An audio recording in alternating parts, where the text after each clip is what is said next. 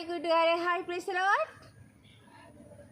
നമ്മൾ കഴിഞ്ഞ നാളുകളിൽ പഠിച്ച ഒത്തിരി വാക്യങ്ങളുണ്ടല്ലേ.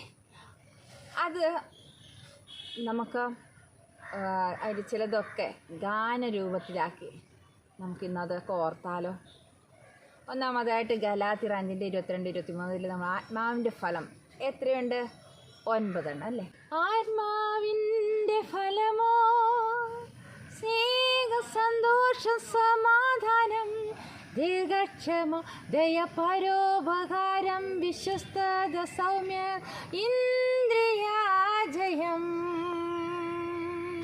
ദയ, പരോപകാരം, വിശ്വസ്തത, സൗമ്യത, ഇന്ദ്രിയാജയം.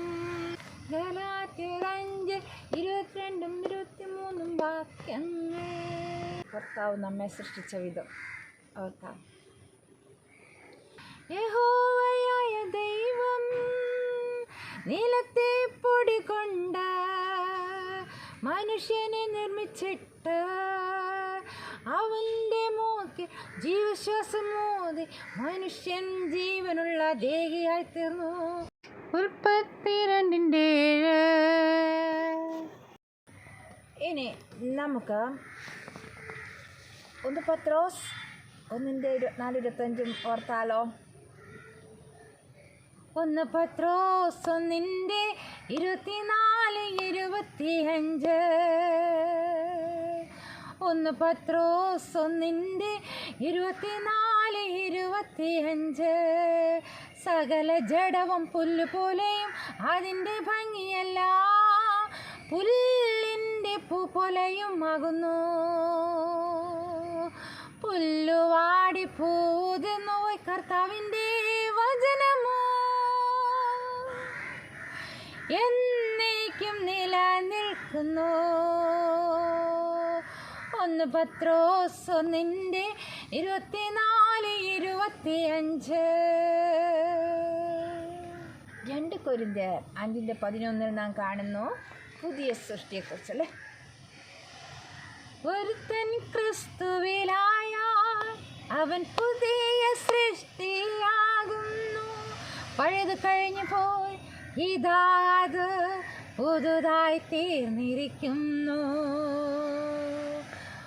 പഴയത് കഴിഞ്ഞു പോയി, ഇതാ അത് പുതുതായി തീർന്നിരിക്കുന്നു. 2 കൊരിന്ത്യർ 5:17. ഇതാ സഹോദരന്മാർ, അത് എവിടെയാണ് ഒത്തൊരുമിച്ച് വസിക്കുന്നത്? എത്ര ശുഭം, എത്ര മനോഹരം. 133 സംഖ്യത്തിന് 1 വാക്യം.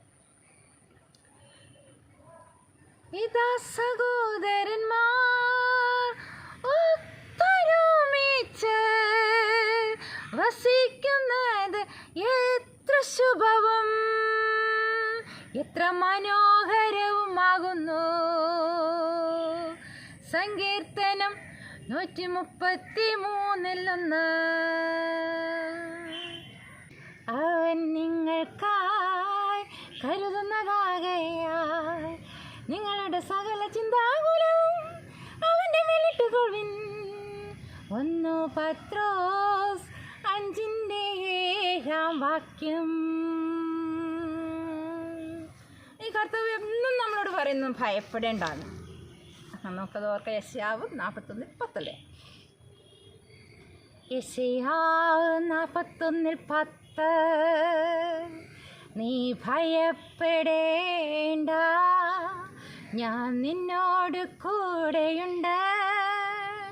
ഭ്രമിച്ചു നോക്കേണ്ട, ഞാൻ നിന്റെ ദൈവമാകുന്നു. ഞാൻ നിന്നെ ശക്തീകരിക്കും, ഞാൻ നിന്നെ സഹായിക്കും. എൻ്റെ നീതിയുള്ള വലം കൈ കൊണ്ട് ഞാൻ നിന്നെ താങ്ങും. യെശയ്യാവ് 41:10. God bless you.